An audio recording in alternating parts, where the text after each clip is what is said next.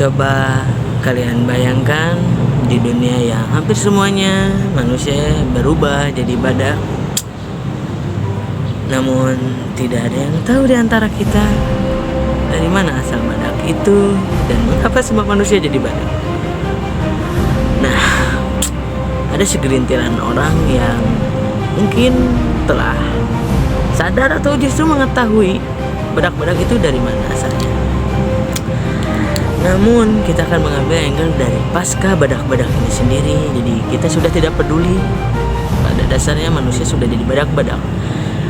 Namun ada beberapa yang mencuat di kalangan badak-badak itu sendiri, yaitu generasi yang terus tumbuh, yang setelah sadar bahwa mereka telah katakan dikuasai oleh badak, sehingga mereka terus kebingungan dan berteriak, awas ada badaknya. Dan bagaimana dunia perbadakan ini sudah tidak ada jurnalis, karena semua jurnalis itu berpindah profesi sebagai tukang obat. Nah, adalah suatu dokter yang menjual obat terancam penghasilannya atau terancam bisnisnya, sehingga dia menyuruh, katakan dia adalah dokter jiwa ya, dia menyuruh salah satu pasiennya untuk menjadi jurnalis. Dan bagaimana, mengapa di dunia itu tidak ada jurnalis, dan jurnalis itu semuanya tukang obat? Karena mereka menjawab, jurnalis dan dokter sama-sama saja menjual sensasi atau obat ya, sama-sama dagang obat. Nah, bagaimana generasi ini akan terus berbicara kesadaran, tetapi mereka tidak bisa apa-apa, tidak bisa menghindar sekalipun. Dan bagaimana jadinya dunia perbadakan ini pasca badak-badak menjadi awas ada badaknya. Ya, saya Nix selaku sutradara dari ini ya, maaf kalau tidak bisa bernarasi dengan eloknya seperti yang lain-lainnya dengan gaya tidak serius juga tidak terlalu tidak serius. Selamat menyaksikan pagelaran atau pertunjukan awas ada badaknya. Selamat menyaksikan. Aduh, lupa. Kan semua aktor-aktor di sini juga adalah badak.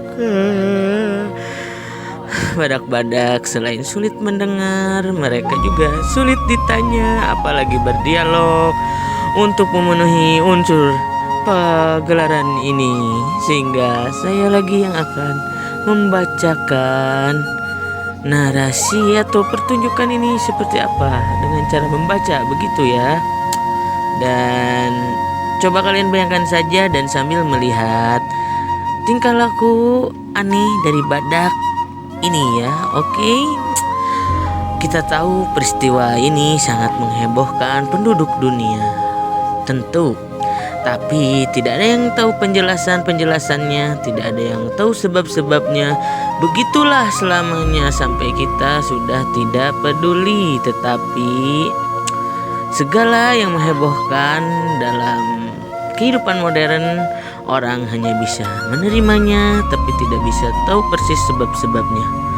Orang hanya bisa ketakutan, bingung, dan berspekulasi. Sudah tentu ada politikus-politikus yang tahu segala-galanya dan selalu siap untuk menerangkan segala-galanya. Mengenai munculnya badak ini, kita tahu sudah beratusan tahun. Seorang anggota parpol segera menuding kian kemari bak orator bayaran. Ini katanya adalah rasialisme, gerakan subversif kontra revolusioner. Ini ditunggangi golongan-golongan tertentu. Ini salahmu, ini salahmu, ini salahmu. Semua dituding salah. Semua orang saling menyalahkan. Semua orang begitu sampai mati, saling menyeluduk ya. Dan sudah tentu politikus macam beginian tidak merasa perlu memberikan argumentasi yang masuk akal atau data-data yang nyata, karena Selamanya ia hanya akan membongkar segalanya pada waktunya yang tepat. Tapi orang tidak pernah sempat menunggu bukti-bukti dari politikus karena peristiwa-peristiwa berjalan dengan cepat dan membingungkan. Badak yang pertama segera disusul badak yang kedua, ketiga, keempat, dan jumlah badak ini terus meningkat sehingga semua jadi badak. Namun ada lagi kesadaran. Lalu terbukalah kenyataan yang mengerikan. Manusia berubah jadi badak, seluruh negeri tertimpa perbadakan. Seperti seorang borjois atau kabir atau semacam itulah, dengan pendirian bahwa hidup ini pergulatan tanpa ampun, bahwa yang lemah hanya harus hancur, bahwa oleh karena itu ia berhak menerjang apa dan siapa saja yang menjadi penghalang menuju suksesnya. Borjois semacam ini membutuhkan sedikit teori evolusi Darwinian, sedikit ajaran moral Nietzsche, maka sempurnalah ia menjadi badak.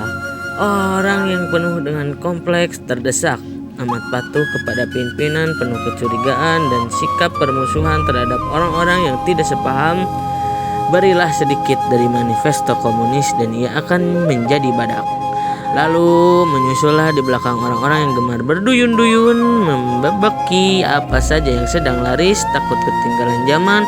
Orang-orang yang lancarnya badak sedang populer, mengira bahwa tampang badak itu capek, bahwa teropetan badak yang gaduh itu musik yang amat indah, dan gerakan-gerakan badak yang liar dan buas itu adalah tarian yang mempesona. Bisa kalian lihatlah, dia memutar-mutar seperti menari-nari.